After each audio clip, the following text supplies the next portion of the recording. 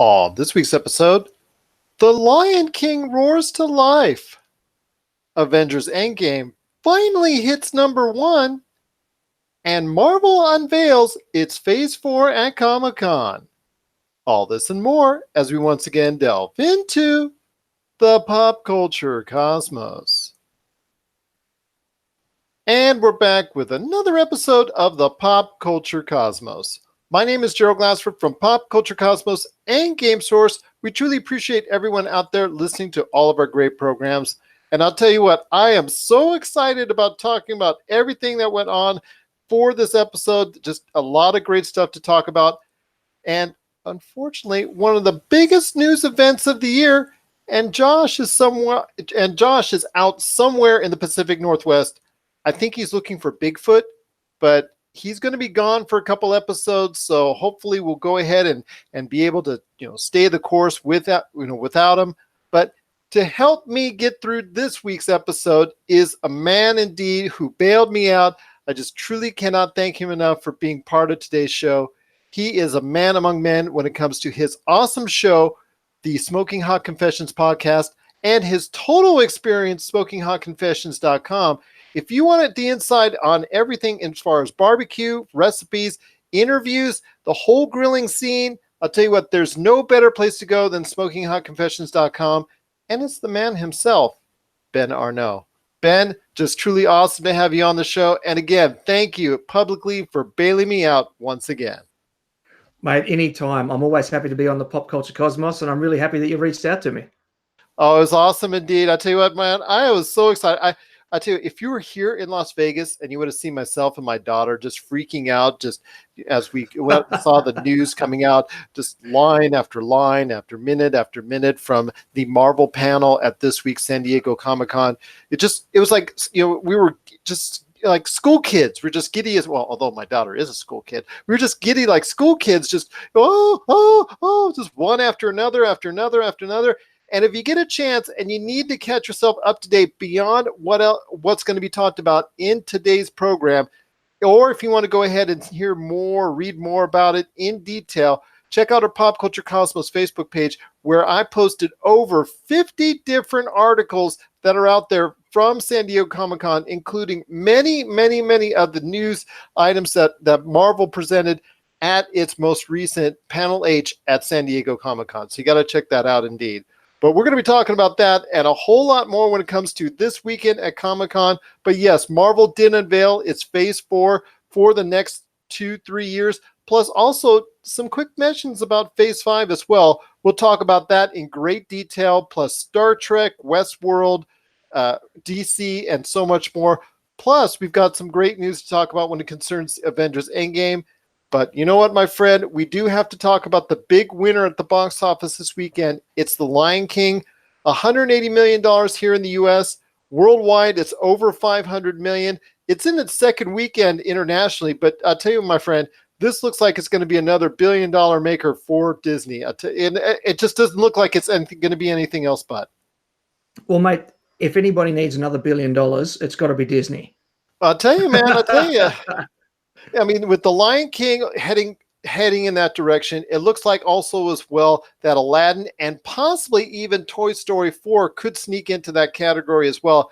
It's been a banner year for Disney in a down year overall for movies. And I'll tell you what, they are the shining light. I know a lot of people in Hollywood and a lot of people in the entertainment industry do not like the fact that Disney is dominating the box office. But if it wasn't for Disney, we really might not have too many hits after all. Well, I mean, there's always going to be that constant grumble of naysayers. We have an expression here in Australia. I don't know if you have it in America. We call it tall poppy syndrome. And that's when you're one of the people and you're working towards something, everyone supports you. And as soon as you start to rise up above, the people that previously supported you just want to cut you back down again.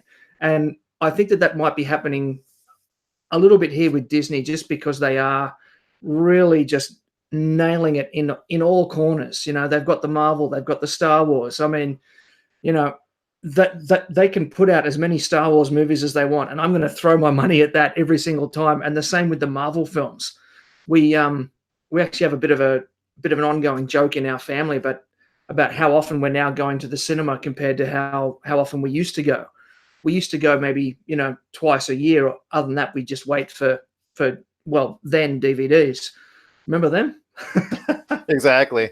and and now it feels like we're going, once or twice a month. So personally, I love it. I think that Disney's suffering a bit of tall poppy syndrome, but when they're making product that good, when the movies are that good, more power to them, praise to them. Absolutely. And their live action remakes, for the most part, have been hitting on a very high notes. Aladdin, like I said, is just at that, or just going to break over that $1 billion mark next week, and possibly Toy Story 4 with their Pixar company that they own as well. Don't forget about them. They're doing very strongly. It's, you know what, if it doesn't make $1 billion, you know what, a consolation prize, $900 million worldwide, is nothing to sneeze at for the Toy Story 4. So it looks like it's going to be a great year overall for Disney and all that. But the news got even better for Disney because it was announced at San Diego Comic-Con during the Hall H panel for Marvel Studios. Kevin Feige did announce that Avengers Endgame, drum roll please, tell you what, they actually became finally the #1 movie of all time, generated based off of sheer dollars. If you went off inflation, I mean, it gets all funky from there.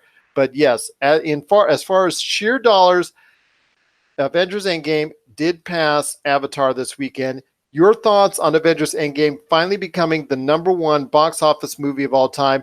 For a while, it looked like it was going to be a sure thing, and then it kind of slowed down in the last month where it was going to be like touch and go, but it finally made it over the hump conveniently right during the Marvel panel. They cheated. Yeah. So, slipping in a million here, a million there, maybe. Yeah. No, it's I find it a little bit funny that they're, lauding themselves about, knocking off Well, but it's their own product, that they purchased with the Fox company. So Avatar is now their property. Well, yeah. But Avatar didn't do a sneaky re-release. Yeah, with that's true. With the extra whopping 30 seconds of footage. I'm being facetious there, but they did pull a couple of strings just to get themselves that title. So I mean, again, I loved Avengers Endgame. Don't get me wrong. I think it was absolutely fantastic. It was an incredibly ambitious project. It has taken them 10 years to get there. And look, again, more power to them. Great job. With the re-release, I just think it's a little bit cheeky to be bragging about knocking off Avatar. You're right, but it's essentially the same movie. The re-release, it was just re-released in about, I think worldwide it was re-released in a, like you said, 2,000-3,000 more theaters. Did it generate that much income? From what I was seeing, it didn't generate as much as I think they would have hoped for. So it probably would have inched to this record anyways. But you're right, this helps speed up the process, and it really didn't essentially become a new movie. It just, like you said, tacked on and I saw the deleted scene, which was not worth my time really, and also as well the tribute to Stan Lee, which was worth my time.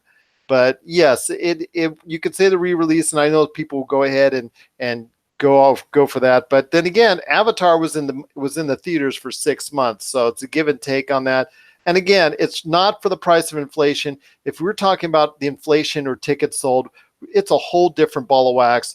For that, you need to go to boxofficemojo.com. That's where I go for reference on that. And you can go ahead and argue and calculate that all you want, because you'll be doing that all day if you do. But again, Avengers Endgame is #1 as far as dollars generated out there, and we congratulate Marvel on doing so. Absolutely. Absolutely indeed, my friend. But speaking of Marvel, they had this little shindig down in San Diego at Comic-Con this weekend, because they took over Comic-Con. There was some news from a lot of other places. In fact, some of it we reported on the PCC Multiverse. But you know what? Marvel just really, man, I tell you what, they unleashed a lot of information.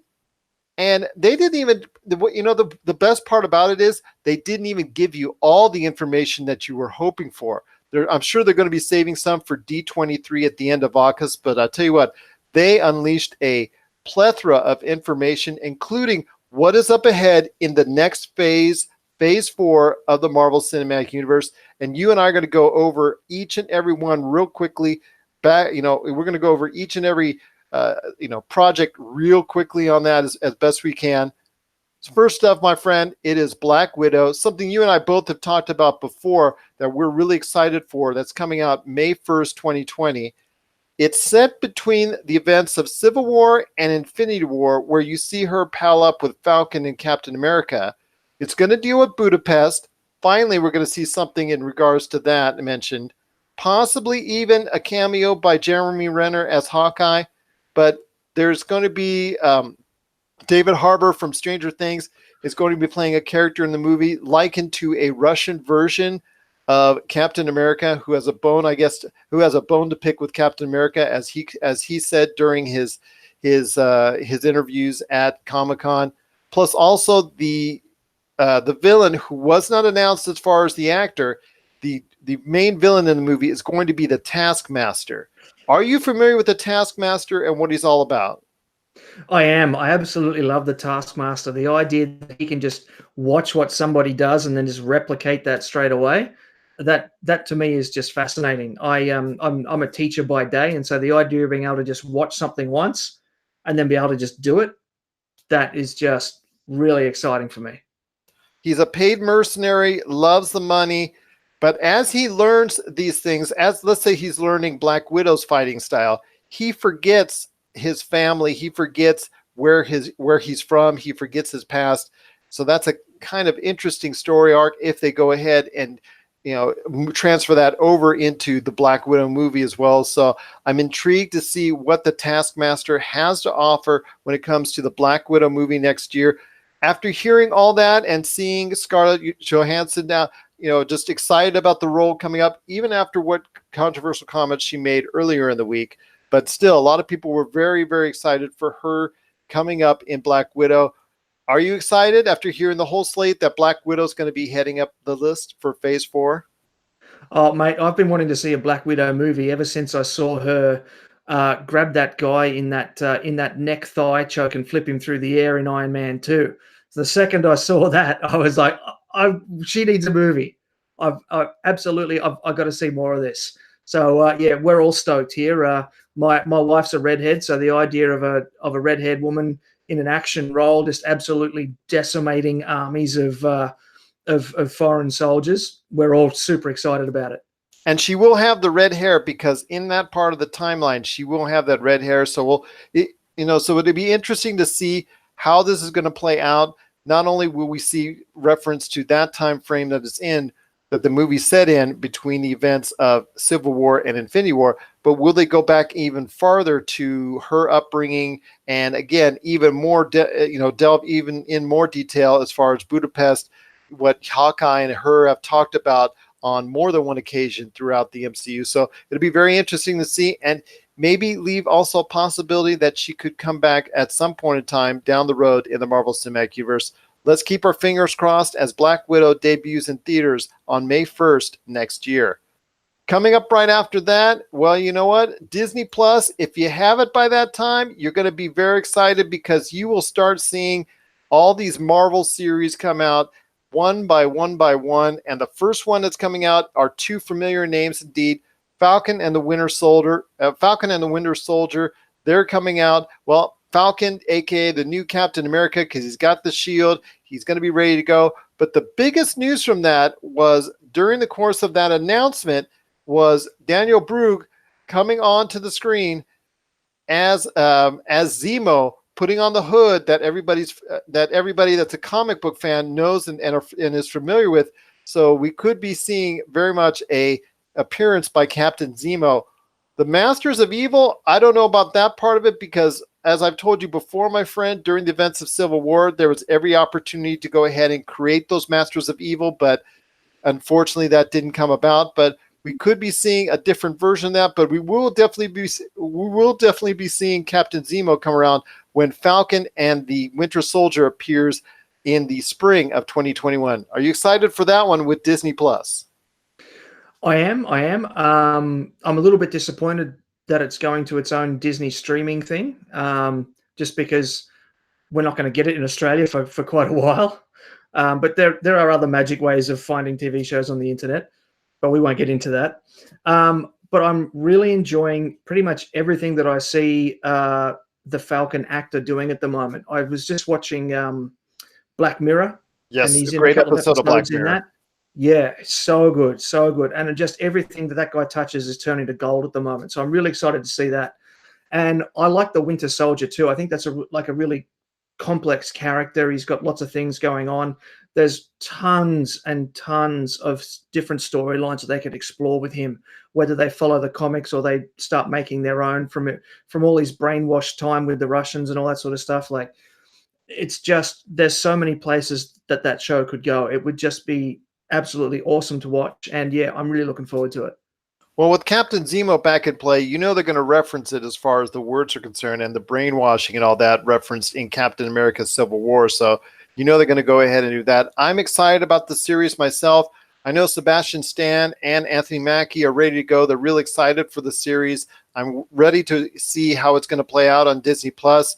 I will tell you that for fans of Sebastian Stan who feel like they've been burned, I know Josh is one of those individuals that has really been disheartened by the way Sebastian Stan and the Winter Soldier has been treated over the course of the two most recent films, Infinity War and Avengers Endgame.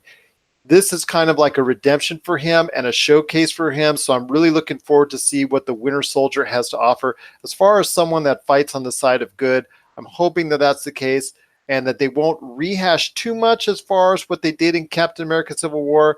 I'm hoping that now that he's no longer brainwashed or that he's been cleaned or cleansed of it supposedly by what he was going through in Wakanda.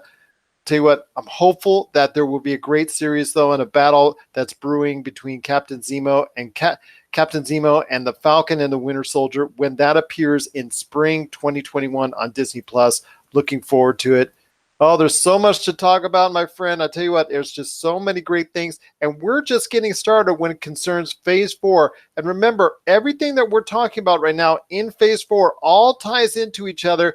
It's not going to be where like the now outgoing Agents of S.H.I.E.L.D. where there are vague references or anything like that, or the Netflix Marvel shows where there's also vague references, but they're not any really... There's not too much in the way of tying into the Marvel Cinematic Universe. This is all going to heavily tie into each other. You're going to need to watch the Disney Plus. Also, as well, you're going to need to watch the movies to make sure you're following it all out. And when Kevin Feige was talking about this in interviews, he said the reason why there's no Avengers movie right now in Phase 5, and also as well, none of the, not too many of the big names that most people are familiar with that are in Phase 4, it's going to be, for the most part, beginnings for a lot of the movies and projects that you're going to be seeing, other than some appearances in the Disney Plus series by a lot of familiar faces there. But the next thing I'm going to talk about is the Eternals. The Eternals is something that's still kind of a mystery. The superhumans that were created millions of years ago, stars Angelina Jolie, stars... there's announced a lot of the cast and crew there. Looks like it's got a nice lineup there of some well-known names. Obviously headed again, like I said, by Angelina Jolie. My question for you, my friend, is who are the Eternals and how are they going to be relevant? How are they going to be relevant to the Marvel Cinematic Universe? Well, as you said, they're a group of superhumans created, eons ago, and look, I'll be straight up honest with you. They haven't really sort of made much of an appearance here in Australia. So the only thing that I know about them is what I've been reading off the internet. It sounds kind of reminiscent of other various sort of movies and shows that I've seen where they try and bring, ancient Egyptian gods into film and that sort of stuff. And so I'll be straight up honest. I'm a little bit skeptical about this Eternals film. And I don't blame you. I know a lot of people are as well. They got to do a lot of hype over the course of the summer before that movie comes out, and it's scheduled to debut in theaters on November 6th of 2020. But I will tell you this, my friend, I am hopeful that now Disney has learned Disney and Marvel have learned their lessons from the Inhumans. But I got to ask you, since you are skeptical, if you're a betting man right now, are you going to bet that this this mostly unknown property, is it more remnant of Guardians of the Galaxy, which created obviously its own unique series because of how well that first one did, or will it go the way of Inhumans, which will actually end up being off the MCU list entirely? Yeah, Inhumans. I was excited to see the Inhumans TV show, and then I just wasn't. Yeah, you watched the Inhumans TV show. Yeah. The Inhumans TV show, it crashed and burned pretty hard, which is a shame because it had so much potential, and particularly because it kind of linked back to Marvel's Agents of Shield. There, they had the the actress's name is Chloe, but the character Quake's mother was one of the Inhumans, all that sort of stuff, and yeah, I was really interested to see them explore that sort of pocket of the universe, and they just didn't get it, But I mean, you've got the big names, Angelina Jolie in there. I'm really enjoying a lot of Kumail Nanjiani's work at the moment. Let's just forget about Stuber. Unfortunately, that tanked at the box office. Oh, yeah. Well, I saw him in The Big Sick. Tyler Perry's Twilight Zone. Oh yeah, he did a great episode there. I saw that as well. That was fantastic. Obviously, The Big Sick as well. He had a great performance there. So you're right. He is a hot commodity in Hollywood. Stuber aside, with him and Dave Bautista, I think they'll both get over it. But yes, he is going to be a major part of the Eternals. They haven't said which character he is playing as of yet, but it'd be interesting to see. And the lineup there is somewhat strong with names, but again, it's all headed up by Angelina Jolie. Salma Hayek, I believe, is going to be the leader of the Eternals, if I remember correctly. So, I love Salma Hayek. Oh, you and I both. Huge crush on Salma Hayek. Well, I can't say whether or not on the air whether or not I've got that same crush, but you know what? I do appreciate her as an actress and all the work that she's done so many times. So there's a great lineup there for the Eternals as it comes out November 6, 2020. I think there's going to be a lot of education and build up by Marvel. I don't think they're going to make the same mistake twice that they did with Inhumans. Although, it could be something else that they have in mind. This is so close to being released as far as production and things of that nature. I don't think they're going to pull it off. I think if they are going to have another Inhumans type situation, it's going to be one of the movies on the back end. But as of this point in time, I think Inhumans is a go, and I'm excited to see what happens when Inhumans. The Eternals, I think the Eternals is can't say that. The Eternals is a go, and I'm excited to see what's going to happen when the Eternals comes out in November 2020. Looking forward to it. Again, I'm talking to Ben Arnault from the Smoking Hot Confessions podcast. We're breaking down what Marvel's doing for Phase 4 as they announced it at the San Diego Comic-Con. Coming up after the Eternals in February of 2021. Now, this one really, really hits home with me because I had an episode with Josh. In fact, I've talked with Josh about this on more than one occasion, that we need a hit. The movies out there needs a hit when it concerns Kung Fu, martial arts. They need a martial arts movie to translate over to a worldwide audience and not just one segment of the world population, because martial arts movies, when they're done really, really well, are so beautiful to watch. And Shang-Chi and the Legend of the Ten Rings, that could definitely be one that hits home with audiences, and that could revive the martial arts movie genre to a whole new level. Yeah, absolutely. I grew up watching martial arts movies, and I've studied martial arts most of my life. So the idea of there being something that's going to do a better job than Iron Fist makes me really excited. Let's just forget about Iron Fist. I think Marvel has. Yeah, I remember watching the first episode of that show going, this guy's not a martial artist. He didn't even move like a martial artist. But anyway, Shang-Chi. I think it's going to be interesting because they're going to be introducing an Asian superhero. And there's been so much sort of underrepresentation of people of color that I think it's fantastic that the universe is going to be start to including all these sorts of things. And so we're seeing a lot of that with a lot of the female-centric movies coming out, and it's great that they're bringing in Shang-Chi as well. What And also is being brought in as well is a true rendition of the Mandarin, which is exciting a lot of people as a bad guy coming into Shang-Chi. that was what I was going to get to as well, is that it also links all the way back to the very first Iron Man. So it's kind of connected all the way through. Exactly. I'm 10 rings. exactly. Yeah. So it's very much in keeping with the whole universe, and I think it's going to do a lot for equal representation in films. I'll tell you what, my friend, if you go back, in fact, I'm sure a lot of people are going to go back and try to find each of the moments in time during the Marvel Cinematic Universe when the 10 rings was represented, because Marvel has stated that if you go back in the Marvel Cinematic Universe, you will find each of the 10 rings. And to me, that's kind of exciting. A lot of people will go back and do that or whatnot. I'm sure you're going to be watching it on YouTube or anything like that. So that's going to be exciting to see as Shang-Chi and the Legend of the Ten Rings, that whole evolution of how Shang-Chi is going to get started and become a part of the Marvel Cinematic Universe. I'm very excited for, my friend, because I'll tell you what, again, this could reignite the martial arts genre, and it's definitely going to be something that a lot of people will be interested in. And I think with the Mandarin being a true version of the Mandarin, is going to be something that's going to excite a lot of comic book fans when it comes out February 12th, 2021. And I love that lead actor as well. Yes. I've seen all of Kim's Convenience, and his comic timing is just amazing. And that's going to be a bigger plus too, because I've seen tons of martial arts films, very serious for the most part, and sometimes the humor is over the top and not quite catching. And then everybody wants to get back to the action, whatnot.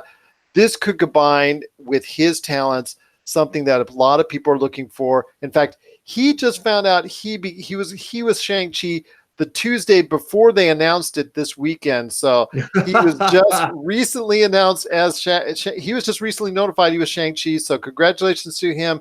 And his comedic timing, like you said, from Kim's Convenience, the television show that he has been a part of, he's a relative unknown.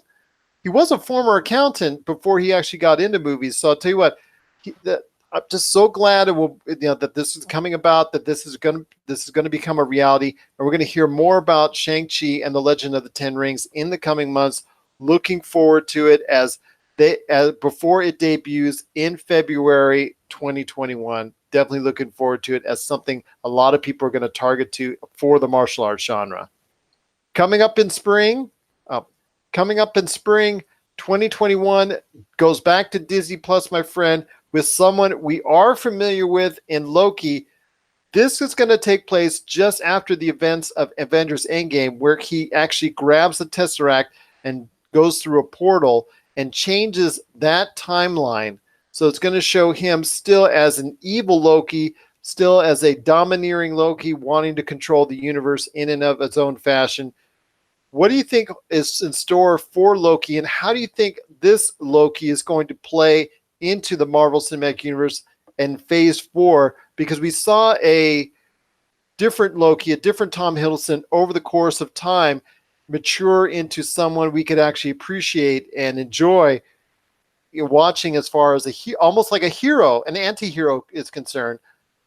Do you see that same type of story arc unfolding, or do you see something different when it comes to Loki, the Disney Plus television series that's going to debut in spring 2021? To be honest, I'm kind of hoping that they go somewhere different with it. I feel like we've seen a lot of Loki, and he was really, great character. Tom Hiddleston did a great job, portraying him on the screen in so many films. He was a second tier character. He was never like a hugely major character. He was not supposed to be in all these movies that he's in. No. And I feel like we've seen a lot of him, like a lot of Tom Hiddleston being Loki.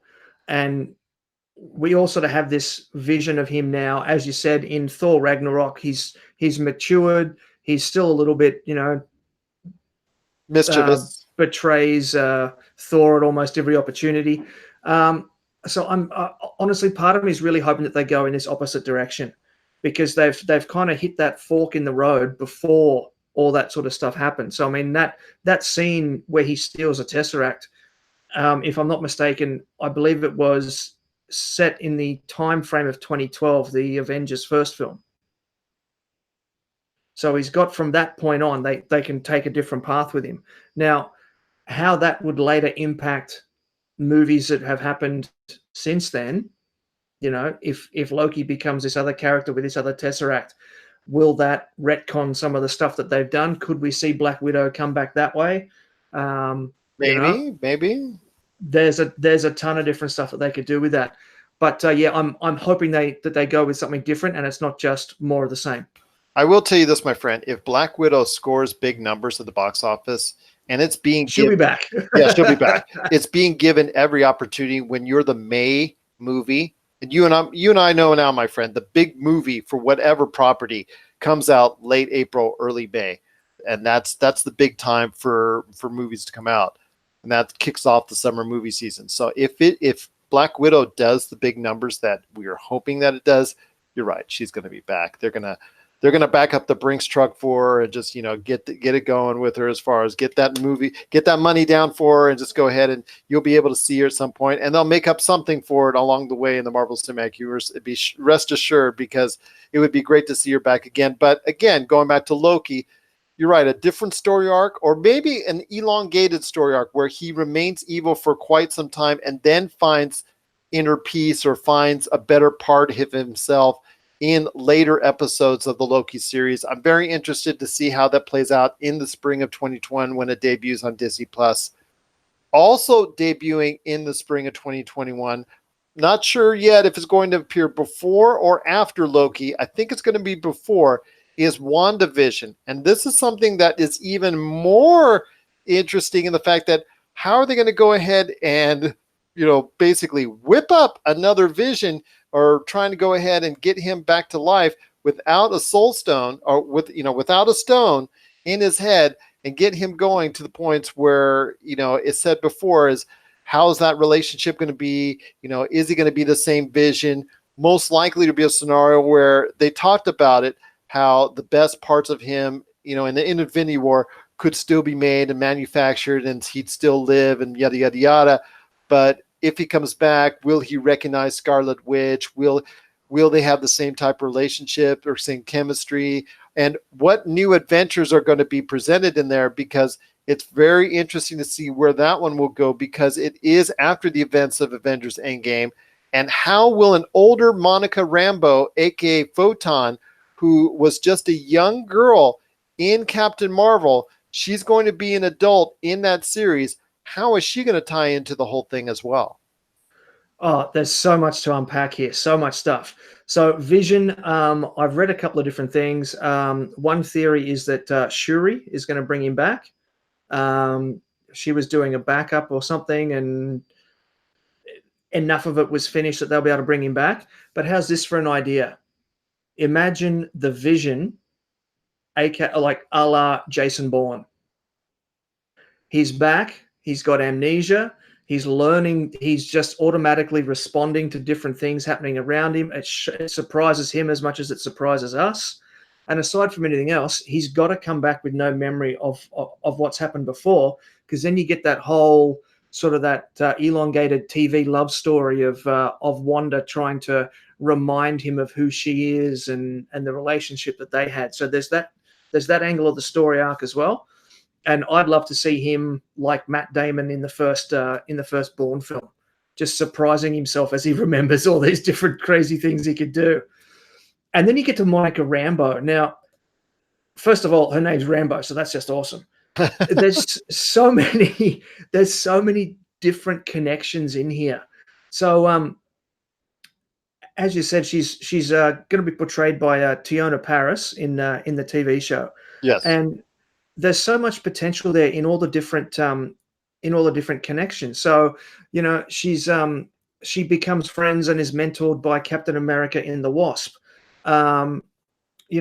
she's the first African American heroine. So there's that angle that I was talking about before about the universe becoming more inclusive. She's worked with Doctor Strange before, so there's that connection there. Because she does get powers. If you go by the comic book series, she does gain powers from, she does gain superhero powers and strength. Mind you, she's not the first African-American superhero per se. I mean, that would go to obviously Black Panther, who we've seen already. He's, billion-dollar hit already, and obviously everyone related there. But this will be a big step in the right direction as well. Yeah, sorry, I did misspeak. I meant to say African-American heroine. Sorry. Oh, no, you're good. You're good. I want to clarify that because there's African-American heroines in Black Panther as well. So true. Yeah, true, but true. she's going to be superhero. She's going to have, if it goes by the comic book character, she's going to have some type of accident or discharge or something that causes her to gain superpowers. Yeah. She's like a next level sort of superhero. But then you got all these connections, and we were talking about Winter Soldier before, and the new Captain America, and Baron Zemo. And her storyline kind of interacts with her as well, when Moonstone and Blackout try and trap her in the Dark Force dimension and all this sort of stuff. And so there's just so many different ways that this sort of, like, I got to admit, I was skeptical when I heard about WandaVision. I was like, really? Those two? Like, you're going to make a TV show out of that? But when you look at the other characters as well, and the possible interactions between the TV shows, and then the significant impacts that could have in the film universe, I mean, it's pretty. I think it's going to be pretty intriguing. It is going to be very intriguing, my friend. I'll tell you what, I'm so excited for it.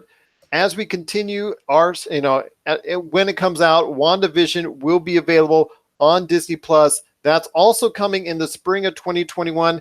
I believe it's coming before Loki. But again, since they're so vague, spring of 2021, look for both series around that point of time.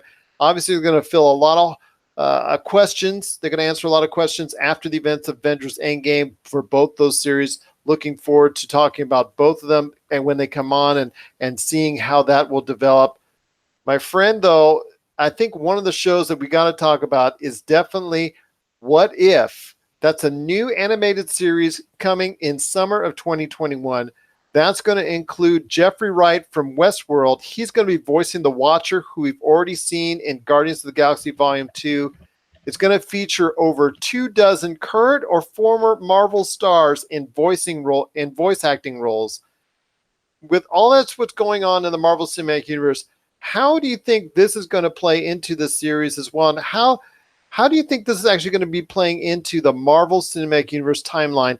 Is it going to mess things up, or is it just going to add to it? I think it's going to add to it. It's definitely going to give us an opportunity to explore different storylines that we might have felt like we missed out on. I mean, anything with Jeffrey Wright in it is going to be awesome. That guy is just so good in Westworld.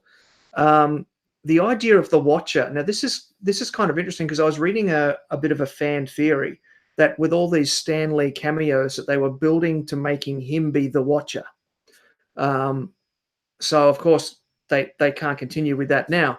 But it's going to let us pick up on a whole lot of other different characters. So I've read that some of them could include Chadwick Boseman from Black Panther, Michael B. Jordan as Killmonger. He was so good in Black Panther. I'd be happy to see him come back in anything. Neil McDonough's always fun. That they've got Bucky Barnes in there, Sebastian Stan. So there's tie-in, like there's potential tie-ins back to that show as well.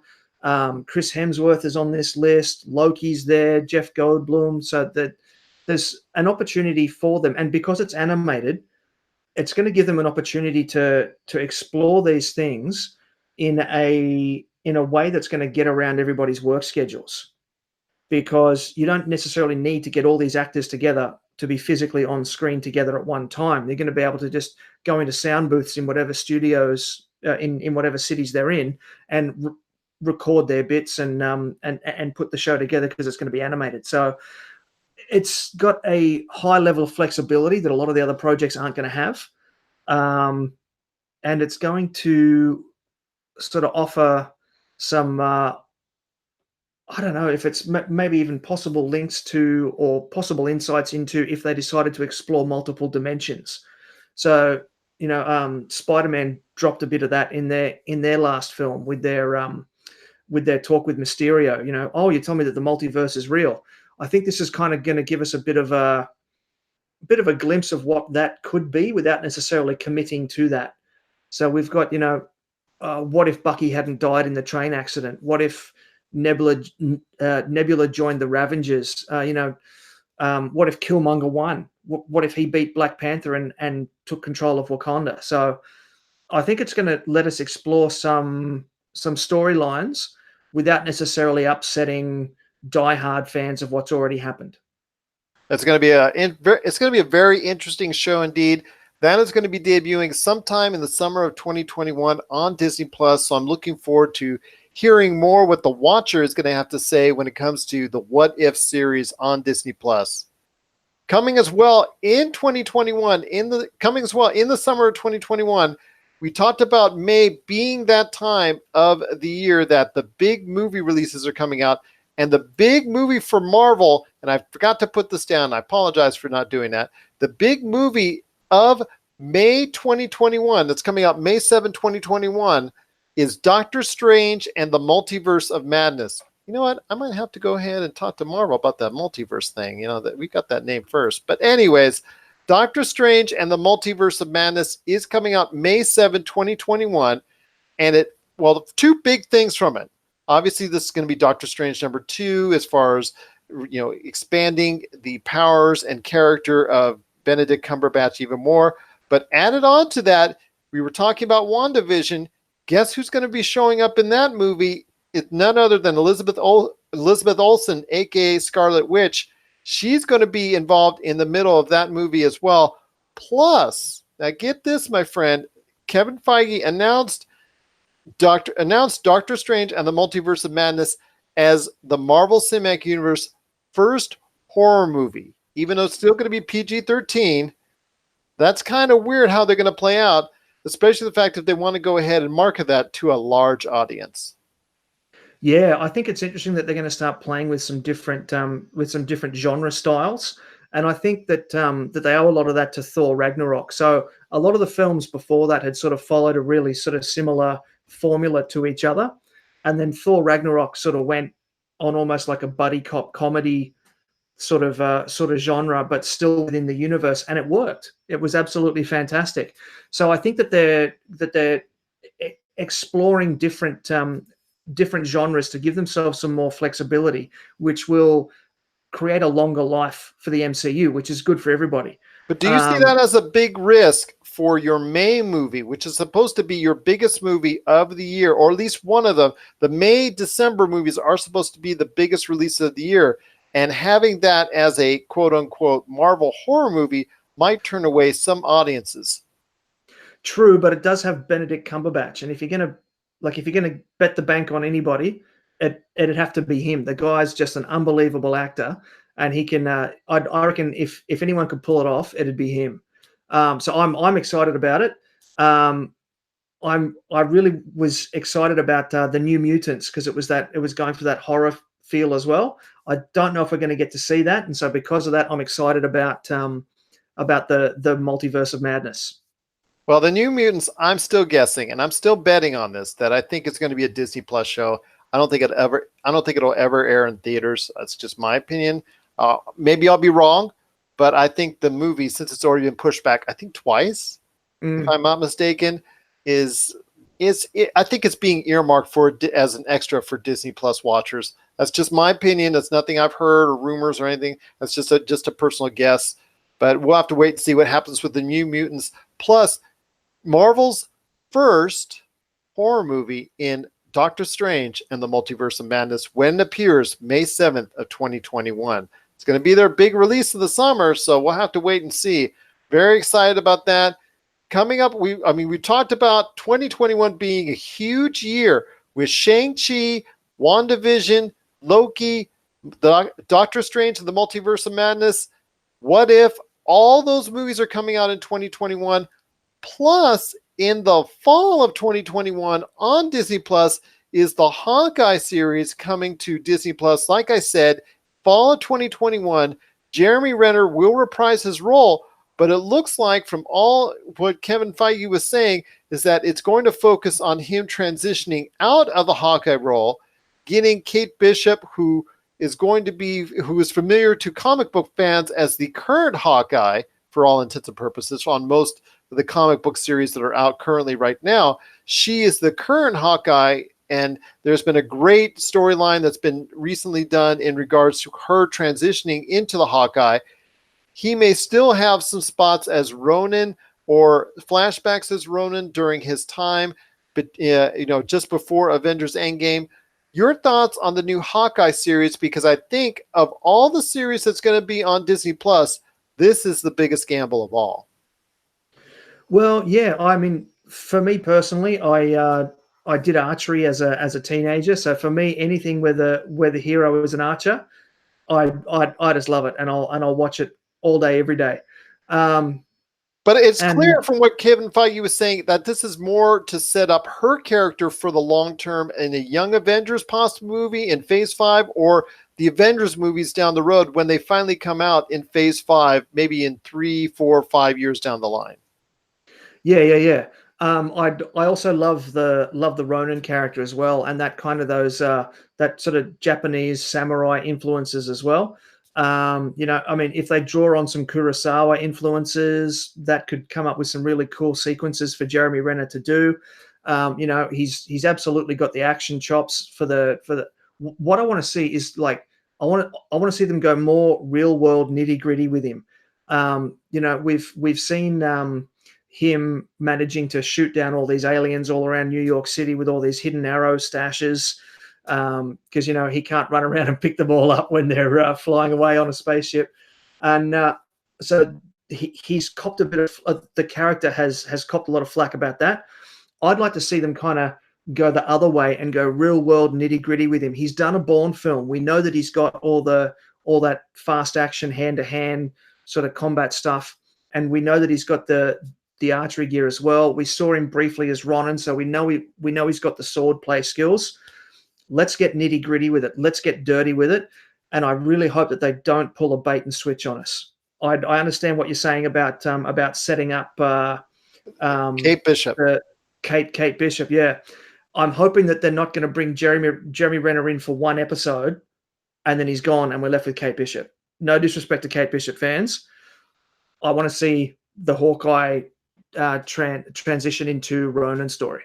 It'll probably be on the last episode where he says his goodbyes, or at least retires, or if he lives through it. You know what I'm saying? I think that they wouldn't go ahead and do a Hawkeye series without him having a presence, at least in a good portion, if not all of the series.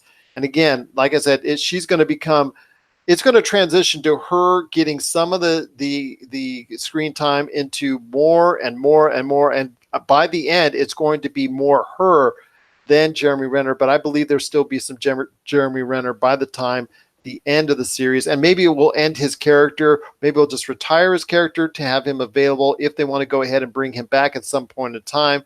But again, he's always wanted to go back home to his family. So we'll have to wait and see. This could be the way that it explains itself as far as Clint Barton's role in the Marvel Cinematic Universe when Hawkeye comes out in the fall of 2021. And when it concerns Hawkeye, I know a lot of people, troll on him in his character in the Marvel Cinematic Universe. I know a lot of people have been disappointed with his character in the Marvel Cinematic Universe. I think Avengers Endgame was probably his best, was Jeremy Renner's best performance as Hawkeye in the Marvel Cinematic Universe. He was given more to shine in that movie than probably at any other point in time. So I'm hopeful that they will go ahead and give him more opportunities to shine when the Hawkeye series again comes out to Disney Plus in the fall of 2021. And that leads us to our final part of Phase 4, my friend. 11 projects in total, my friend. We've talked about a lot of great stuff. Again, that's Black Widow coming out first, The Falcon and the Winter Soldier, The Eternals, Shang-Chi and the Legend of the Ten Rings, WandaVision, Doctor Strange and the Multiverse of Madness, Loki, What If series, Hawkeye, and it all leads into November 5th, 2021, when Thor: Love and Thunder comes out to theaters. My friend, I'm still excited for what's going on within the Thor universe. That we should be just tired of Thor by now. But you know what? With Taika Waititi directing this movie as well, ditching Akira, and I'm sorry to say I'm kind of bummed about that part of it, but he's actually going to go ahead and direct Thor: Love and Thunder. And you know what? Natalie Portman is back as Jane Foster, and she'll end up at some point in time in the movie playing the female Thor, which we've seen in most recent Marvel comic books. So tell me your thoughts on Thor: Love and Thunder, whether it's Fat Thor or regular Thor. What are your thoughts on Thor: Love and Thunder and Natalie Portman coming back as Jane Foster? And again, evolving into a female Thor. I'm really excited about this, about the concept. To be honest, if it wasn't for Taika Waititi and what he did with Thor Ragnarok, I'd be done with that franchise. The first Thor was okay. The second Thor, I really didn't like it. All that stuff with the Dark Elves, I still can't tell you what happened in that film. But the third one really sort of brought it back for me. So when I heard he was back, when Chris Hemsworth was back, I was really excited. They're going to be bringing in a female Thor. There's so many different comic moments that you could have with that storyline, as well as some incredibly awesome action moments. I think most recently Atomic Blonde had some of the best female-centric action scenes I've seen, so they could sort of go right into that sort of feel of it as well. I don't like Natalie Portman. I don't know if that's a bad thing to say or not. That's the only thing that I'm not excited about. I didn't like her in the first two films. I was glad when she had exited the MCU. She has said a lot in the last 10 years about how she's happy to be out of the MCU. So I can only imagine how large the check must have been that they waved in front of her to get her to come back. But I honestly don't know why they would. Well, I'm also I bet you she was also excited and thinking about the Thor getting back into Thor after watching Ragnarok and seeing where that went. And that could be an issue as well, because the fact is it's so much more fun to watch Thor movies. You're right. To me, the first two Thors were not exactly a pleasant experience, especially the second one. But it has evolved into something people are excited to see. Everybody was excited to hear when Taika Waititi was going to came back for a director's role for Thor: Love and Thunder. I know a lot of people were excited about that. Again, all apologies to the Akira movie, which, you know what, is near and dear to my heart, and that hopefully it will get made at some point in time before you and I die of old age. But we'll have to wait and see. We'll have to wait and see on that one. I don't know. But it is going to be Thor: Love and Thunder with Jane Foster coming back, and at some point in time going to play the new Thor, going to play a female version of Thor. Is it going to have the cancer scenario that we saw in the comic books, that, you know, how she passed, how Jane Foster passed away as female Thor in the comic books? We'll have to wait and see if they're going to do something different in the Marvel Cinematic Universe. I'm sure she's very happy about where this could be going for her now that she's back into it. She had a lot, like you said, a lot of discernible feelings and a lot of angst and anger for the Marvel Cinematic Universe about her departure, her thoughts on some of the other, I guess, a female director or female script writer, somebody involved in the Marvel process that she was very appreciative of and that she admired, was let go or left the Marvel Cinematic Universe process from a Marvel studio standpoint, which caused a lot of this angst between her and Marvel. But it looks like a lot has been repaired. You're right. They might have backed up the Brinks truck for her. But you know what? I think it's just going to be great to see her. A lot of fans all over the social media outside of yourself had said they're happy to see her back because they love her. They love her in Star Wars. They love her in Marvel. They really have affinity for her work. But you know what? Hopefully she will redeem herself in your eyes when Thor: Love and Thunder comes out November 5th, 2021 to theaters. So I'm looking forward to that. And that wraps up Phase 4. That's 11 projects in Phase 4 of the Marvel Cinematic Universe. That's so much to consume. Before we get to the little tidbits that Kevin Feige dropped on his way out of the Marvel Hall H at at San Diego Comic-Con. I want to ask you, going through all that process of Phase 4, is it too much or is it just right?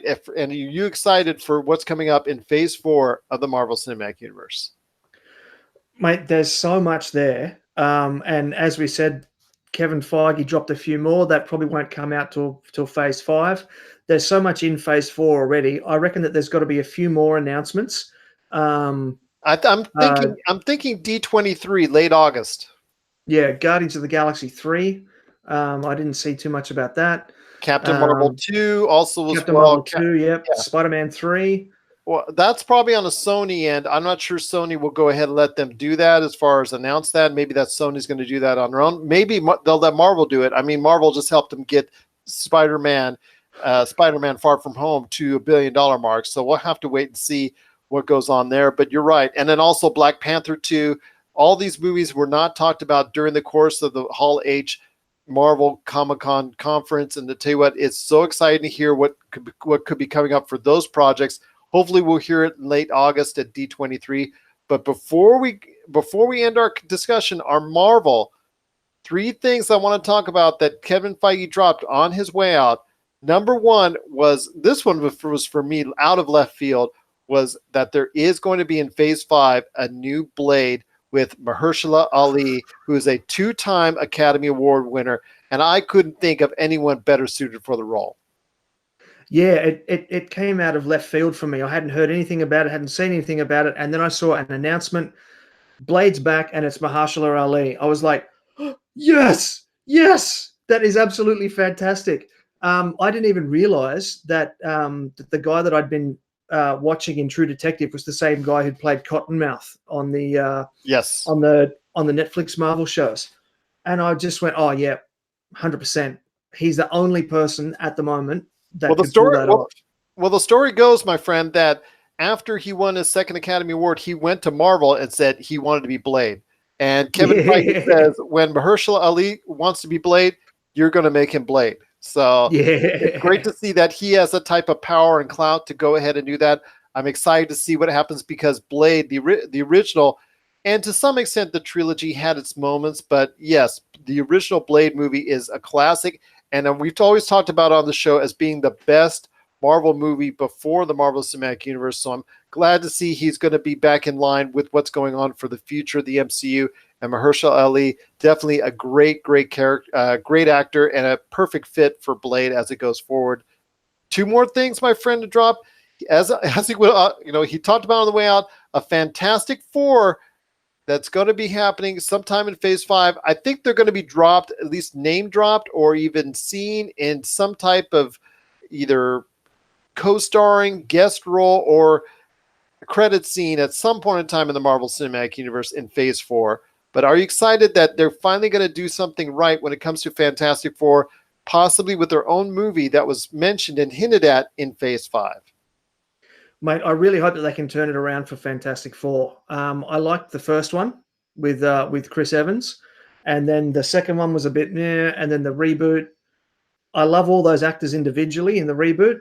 I don't know what happened. There. It was awful. So I am really excited to see it all come back together. With Tony Stark stepping out, we've definitely got an opportunity for another genius to step in and sort of take that tech genius role. So yeah, I think it's great. I think it's really interesting. I want to know more before I actually pass judgment on it, before I say, thumbs up or thumbs down. I'm going to want to know who's in it. I'm going to want to know how it's connected to the universe. But I mean, if they own all the exclusive rights to it, and they've got and they're going to give it the MCU treatment, I'm pretty excited to see what comes out. As am I, my friend. And on his way out, he said, Kevin Feige, the head of Marvel Studios, dropped this one-liner that got everybody excited. Not enough time to talk about mutants just yet, but stay tuned. And it just got everybody's dander up as far as the future for the X-Men, which could be a very real possibility at some point down the line.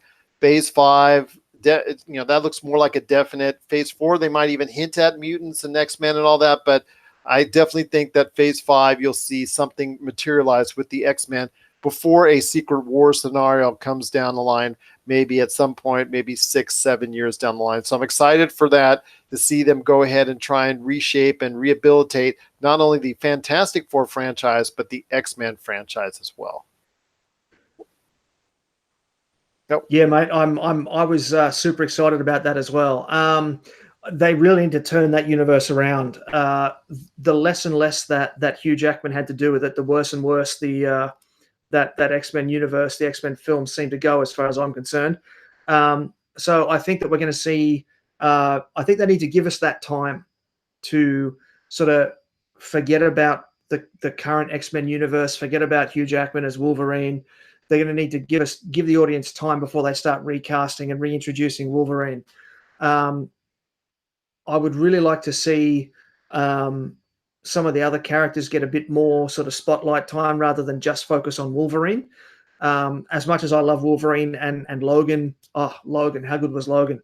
As much as I love that film, there's so many other characters just in that X-Men universe that could do with a lot more time on screen as well. So, yeah, I think that there's definitely a lot of potential there. I was super excited when I read that, and I can't, that has to be deliberate. He has to have deliberately just dropped that line as he was walking off stage.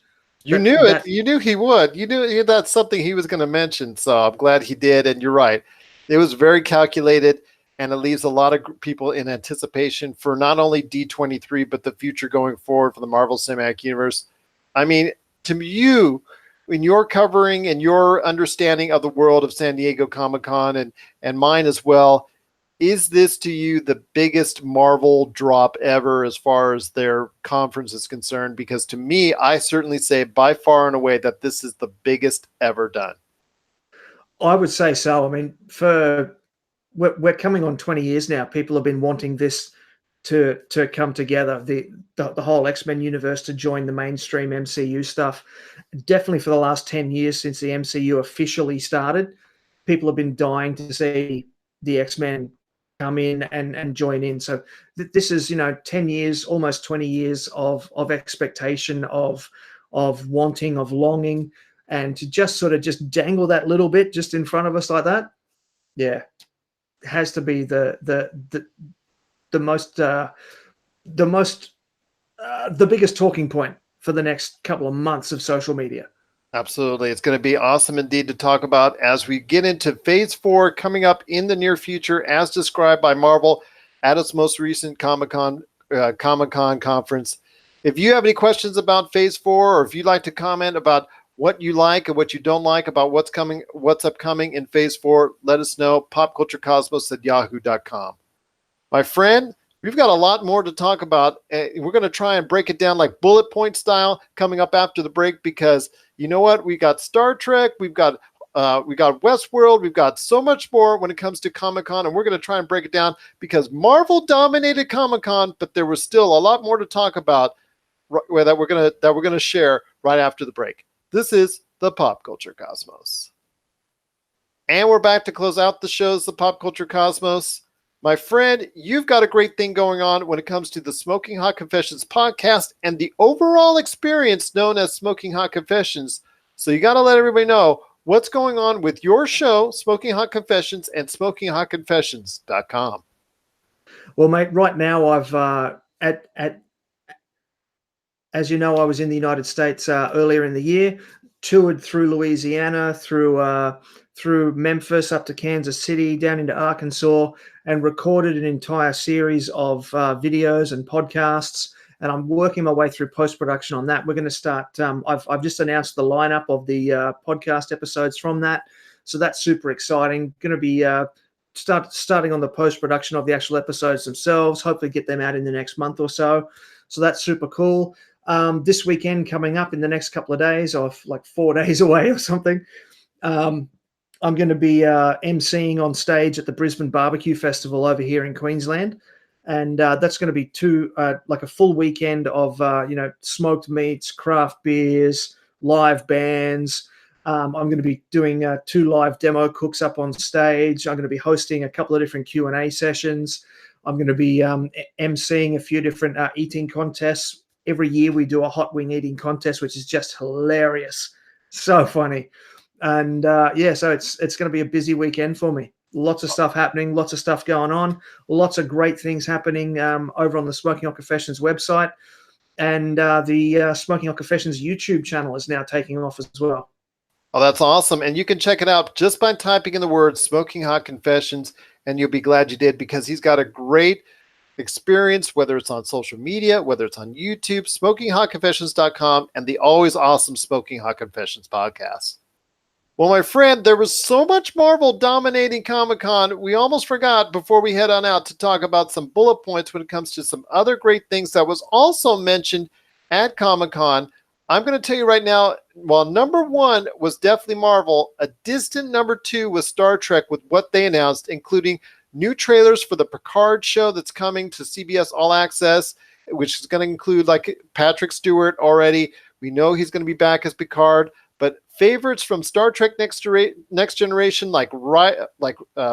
favorites from Star Trek Next Generation, like Riker, Deanna Troi, Commander Data, and even from 7 and 9 from Star Trek Voyager will be part of the show. Is this going to be something that gets you interested in what's going on when it concerns a new Star Trek Picard show? Mate, I was already really excited about this. I'm a huge fan of Picard and the work that he did with that, and it's actually my favorite. It was my favorite Star Trek series. Sorry, until the new Netflix Discovery came out. I think that's sort of taking the lead for me. But I mean, you know, you've got Jean-Luc Picard coming back, Patrick Stewart. It's just there's so much reverie there, so much, you know, nostalgia going to be there. And I mean, the Star Trek universe, it had kind of faded away, and now it's coming screaming back. I think that there's going to be lots of good stuff happening here. And I think in the same way that that Patrick Stewart sort of portrayed the older Professor X, I think he's going to have that opportunity here to sort of explore some of the issues facing an older Jean-Luc Picard. And the fact that a lot of those older characters, supporting characters, are coming back as well. I mean, 7 of 9, I think that says it all. Yes, it does indeed. It does indeed. But yes, they're all going to be a part of Star Trek Picard when it comes out, you know, right around the corner when it concerns this fall on CBS All Access and Netflix in your areas internationally. Also as well, internationally, want to go ahead and talk about, for you just mentioned it, Star Trek Discovery. They're doing a time jump of 1,000 years for season 3. What are your hopes for season 3 with Star Trek Discovery? Look, I just hope that they can keep it up to the same level of just incredible production and storytelling that they have had in the last 2 series so far. The main actress there that plays Michael, I've thought she's absolutely fantastic from the times that she was Sasha on The Walking Dead. I would have actually picked her as being one of the characters to become a lead character on that show as they started phasing out some of the older lead characters, but she's obviously decided and made the right choice to come across onto Star Trek. She's an absolute highlight. And from a kind of I'm a technology nerd. I love all my gadgets and things. And we've seen a lot of the stuff that we have today. You can see its origins from the 1960s Star Trek TV shows and movies. And so people that grew up watching those TV shows and movies have gone on to create a lot of the technology that we've got today. So from a techno nerd point of view, I cannot wait to see what technology stuff, what technological feats they're going to come up with if they're jumping another 1,000 years into the future. I mean, wow, that's the inner nerd in me is just rejoicing in that aspect. And if you didn't, and if you liked the actors Spock and Captain Pike from season 2 of Star Trek Discovery, they're going to be playing some shorts in the Star Trek. They're going to be involved in the short treks, those short little Star Trek episodes. Though those will be, I think, 6 of them will be appearing this fall as well, or early 2020 on CBS All Access as well, and I think you can also get them on Netflix over internationally. So those would be something to look for if you really appreciated Captain Pike, and also Captain Pike, Spock, and also number one from the Star Trek Discovery series. If you like those characters, you'll be seeing more of them in these short treks from Star Trek. And then last but not least, the creators of Rick and Morty are going to be having their own series. They've talked about this before, but they finally got to show off a little bit of it. And that's Star Trek Lower Decks. Have you ever wondered what happened in the, have you ever wondered what happens in the lower decks of a starship when they go ahead and go out as far as, the whole, they start doing one of those regular routines where they go out through space and go ahead from planet to planet and things of that nature during battles, not during battles, or life in the lower decks of a starship. You're going to find that out with what happens in the Federation starship in a humorous kind of way when the creators of Rick and Morty debut their upcoming animated series, Star Trek Lower Decks. And I'll tell you what, my friend, are you excited for this one? Because I think this one really could put a new swing or a new type of feel into a Star Trek universe that could bring a new base of fans in to watch it as well. To be honest, I'm a bit split on this. I have a feeling that it's going to be kind of quite funny in the way that like Archer is kind of almost a parody on itself sort of thing. But I was never a huge fan of Rick and Morty, and I realized that like half your listeners are just going to turn it off right now. But no worries. I know they're an acquired taste. I like Archer more than I do like Rick and Morty, but I can appreciate both. Yeah, I love Archer. I'm a huge Archer fan. I've seen all the episodes 2 or 3 times. It's an absolute ripper of a show. So I think that there's an interesting opportunity to add that other different angle to the Star Trek universe. Until now, particularly with the movies, the Star Trek universe has always taken itself very seriously, and so to have this as sort of it's almost going to be like a palate cleanser between films. It's going to be something light, something engaging, something kind of funny, but also familiar. And as you said, it's about life on the lower decks, which is something that we've never explored before. And I think that the only sort of film series that's kind of even mentioned that idea was the Austin Powers films, when he's running around going, oh, now look at you. You haven't even got a name tag. You've got no chance. And, they go through and they talk about, what happens to the henchmen and all that sort of stuff. All the red shirts. The red shirts, exactly. Yeah. So I think that we're going to have a bit of an opportunity to see that sort of thing. As I said, I am split on this though. Well, I'll tell you what, it's still going to be something interesting to see when it comes out on CBS All Access, and also check it out, probably Netflix or Amazon Prime. I've seen a lot of that as far as Amazon Prime as well for some of the Star Trek shows, including Picard. So you want to check your listings internationally if it's going to come out on Netflix or if it's going to come out on Amazon Prime for Star Trek Discovery, which you said is on Netflix. Also as well, Star Trek Picard, which I thought was going to be coming to Amazon Prime. You want to check for sure. Star Trek Lower Decks, and also as well the Star Trek shorts. You want to check out those when they come out. It looks like it's going to be a great year for Star Trek as they try and reinvigorate what's going on with their franchise even more. Television, as I was talking about, television-wise, as I was talking to Josh, I think they're doing great when it comes to Star Trek. What they're doing with the movies, we'll have to wait and see. I know Quentin Tarantino, who's got Once Upon a Time in Hollywood. He mentioned that if he does do a Star Trek, it'll be his last one. It's going to be R-rated and all that. But who knows what's going to materialize, because Star Trek 4 fizzled out already. So we'll see what's going on with the future of Star Trek. But television-wise, it looks very strong indeed, coming up with all those great shows and great shorts coming to a screen near you when it comes to Star Trek. My friend, before we head on out, we got to talk about 2 more great things, and that's going to be Westworld Season 3 coming back to HBO. We've talked about this before. I've talked about this before on the show as far as Westworld trying to become that next Game of Thrones must-watch. Hasn't been quite yet. I think the first 2 seasons were quite confusing to viewers, but the robots, the androids, are out of the park. They're now exploring the world around them. And season 3 will not only show that aspect, but all the people that are behind hunting them down and trying to remove them and put them back into the world from whence they came.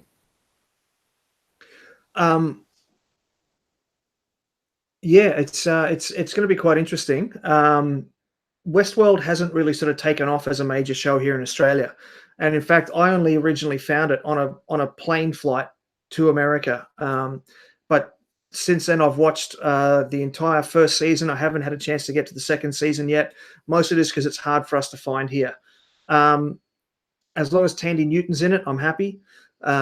She's incredible in the way that she's able to just like each time they wipe her memory and then implant her into give her a new implant of memories.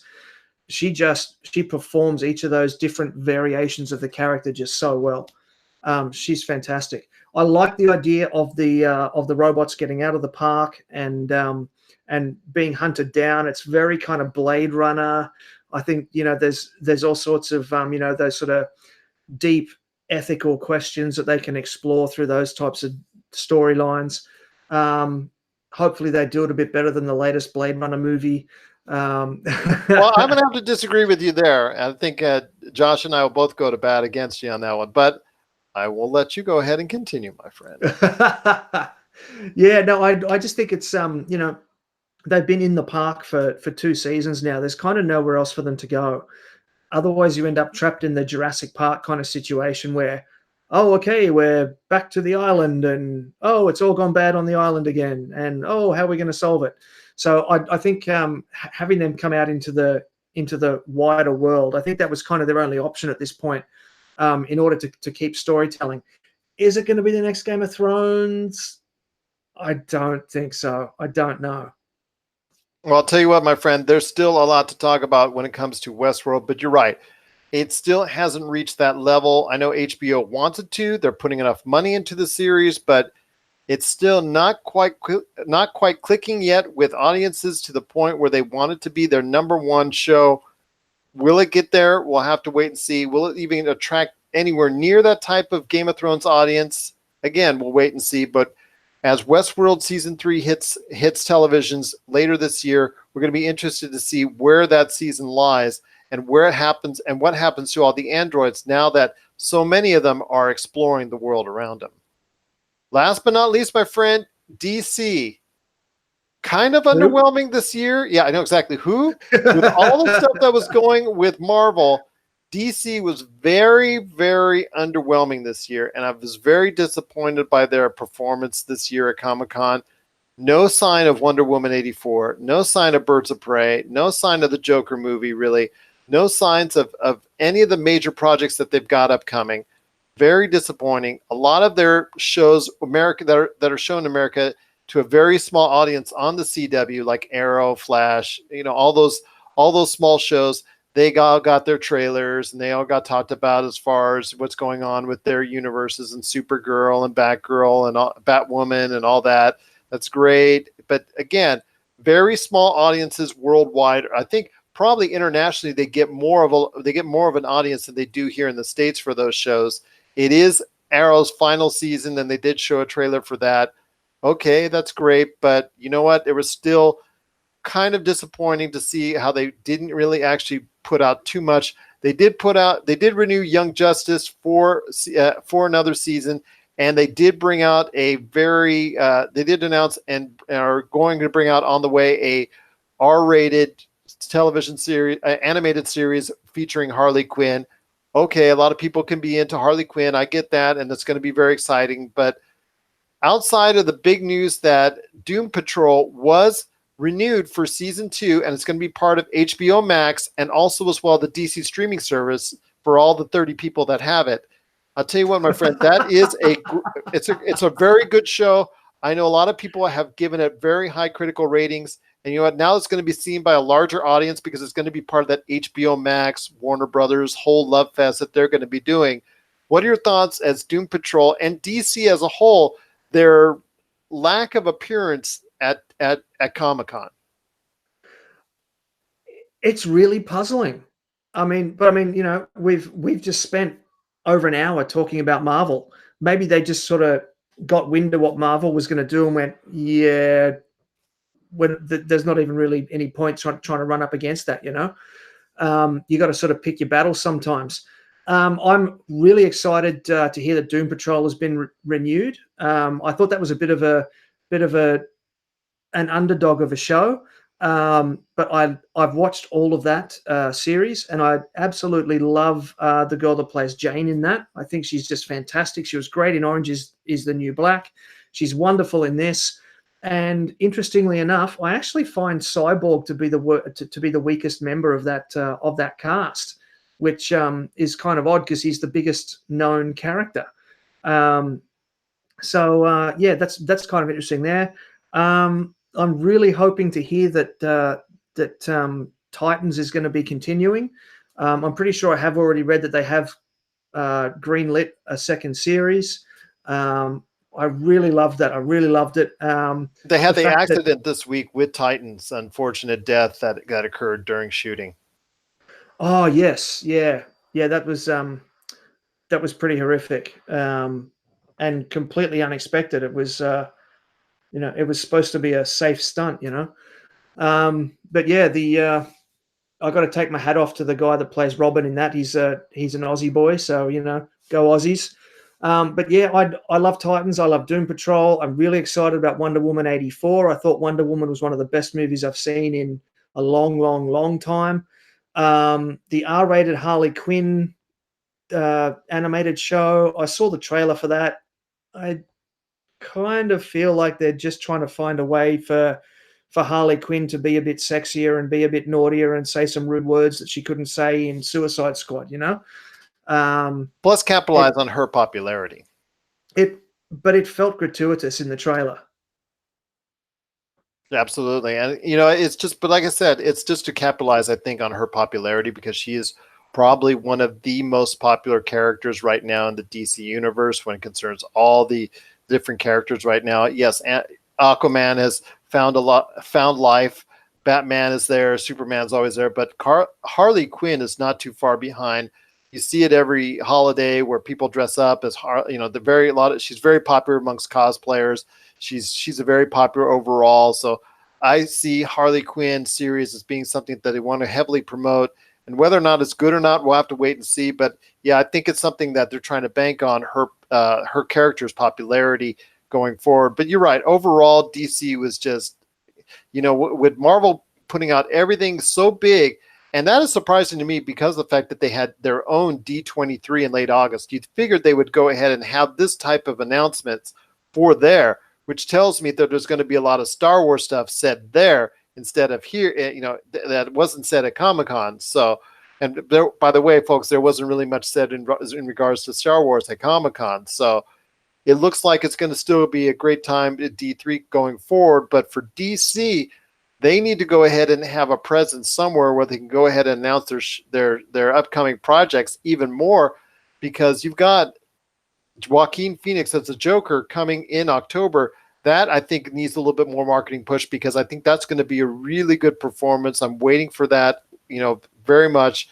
Also, as well, you've got, like you said, Wonder Woman 84, and what's coming on down the line for an Aquaman 2 and whatnot. I think a lot of people would like to find out, because, well, you know what? I'll put it this way. They didn't really do much, from my memory, as much promotion for Aquaman at Comic-Con last year, and the movie hit over $1 billion. So you can't, sometimes, you can't figure it out what's going on as far as building up the hype. So you know what? DC, although it didn't have a major presence this year, there's still some good stuff going forward, but I like to see more out of them and a major platform to go ahead and announce their stuff and tell people why they need to check out DC, and instead of just focusing on Marvel the whole time. Couldn't agree more. Yeah, you're absolutely right. All right. Anything else from Comic-Con catch your eye, my friend? Because it was definitely a great weekend and one of the biggest weekends ever for pop culture. Oh, mate, there was so much stuff. I'm going to be sitting down tonight and going through some of the different articles and looking at the things that I haven't picked up so far. Looking at all the photos of the cosplay outfits are always the best from SDCC. So that's going to be a bit of fun tonight as well. Absolutely. And again, my friend, I just truly cannot thank you enough for not only being on the Pop Culture Cosmos, but this show as well. Just truly cannot thank you enough for stopping by and talking to us about everything that went on this past weekend at San Diego Comic-Con. Always a pleasure. Once again, it is Ben Arnault from the Smoking Hot Confessions podcast. You got to check out his awesome experience, plus all the other stuff that he has going on with Smoking Hot Confessions on YouTube, social media, and SmokingHotConfessions.com. Well, my friend, it's been an awesome time. And tell you what, just cannot wait till we can do it again. You can chat again. Of course, you've got some great stuff coming along the way, hopefully with us at some point in time in the near future when it comes to great recipes and more great barbecue tips for us. Oh, mate, I got loads of stuff coming out. I've just got myself a new PK Grills PK360. An Australian manufacturer sent me something called an Ozpig with a smoker attachment on it. So there's going to be a whole lot of new different recipes and different videos, completely unlike anything I've done before. So that's super exciting. That's going to be coming up. And I've actually had to write myself out a serious production schedule because I've got that much stuff going on. It's the only way I can keep track of everything. Oh, man, if Josh is still looking for Bigfoot somewhere in the Pacific Northwest this time next week, I might have to call you back in to make sure you talk to us about all the great things going on in pop culture. Anytime, mate. I love being on the Pop Culture Cosmos and all your other different projects as well. And thanks for inviting me to be aboard. So for Ben Arnault, this is Gerald Glassford. It's another beautiful day in paradise right here in the Pop Culture Cosmos. We thank you for listening. And here's hoping you have yourself a great day.